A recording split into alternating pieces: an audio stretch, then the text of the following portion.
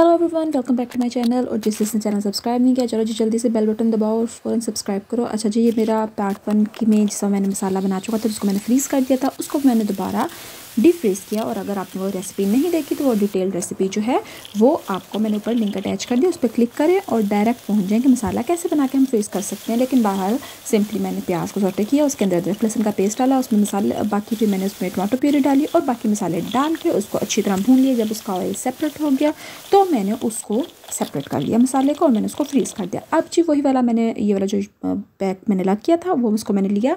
उसके अलावा जो मेरे पास भिंडी पड़ी थी उसको मैंने तकरीबन कह लें हाफ़ के जी भिंडी जो थी उसको मैंने फ्राई कर लिया। जब वो फ्राई हो गया उसमें से लेस ख़त्म हो गई और उसको मैंने उस मसाले में मिक्स कर दिया और उसको अच्छी तरह मिक्स करके थोड़ी देर भून लेंगे, तकरीबन 4 to 5 मिनट्स, और उसमें आपकी भिंडी रेडी हो गई है। हाँ, अगर आपको पसंद है इसमें थोड़ी सी खटास डालें तो आप इसमें थोड़ा सा इमली का पानी डाल सकते हैं। अगर आपको नहीं पसंद तो छोड़ दें, मैंने नहीं था डाला। बहरहाल ये बहुत मज़े की है, ट्राई